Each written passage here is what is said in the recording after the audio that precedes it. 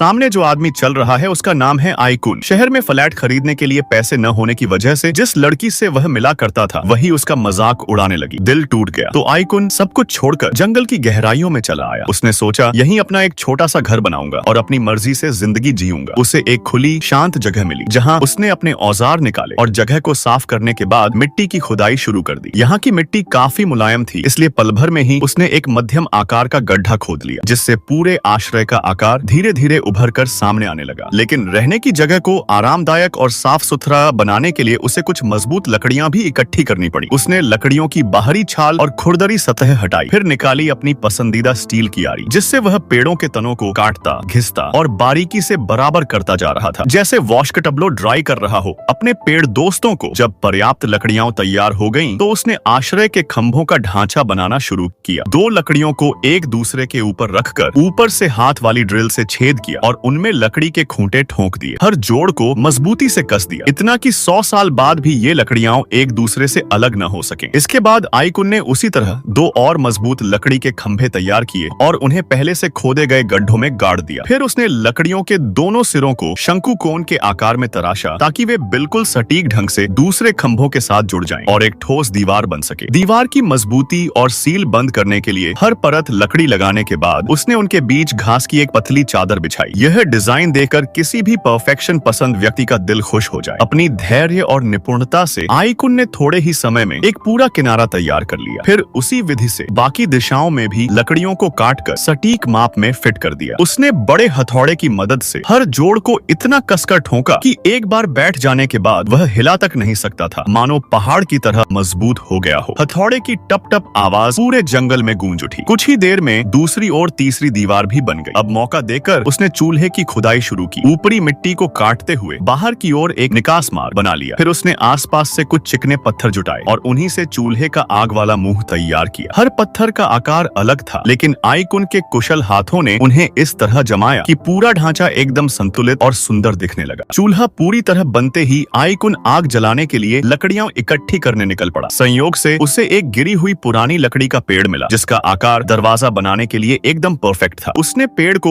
बीच से दो हिस्सों में काट दिया, फिर उसकी बाहरी छाल उतार दी। उसने नाप तौल कर लकड़ी को सही आकार में काटा, ताकि दरवाजे के हिस्से एकदम बराबर बन सकें। लकड़ी की मोटाई एक जैसी न होने के कारण उसे थोड़ा समतल और चिकना करना पड़ा, लेकिन जो हिस्सा काट कर निकला उसे फेंका नहीं, क्योंकि वही बाद में चूल्हे की आग जलाने में काम आने वाला था। थोड़ा आराम करने के बाद आइकुन फिर काम में जुट गया। सबसे पहले उसने घर का प्रवेश मार्ग साफ किया, फिर बड़ी मेहनत से मजबूत दरवाजे का फ्रेम बनाया। आज के लिए बस इतना ही।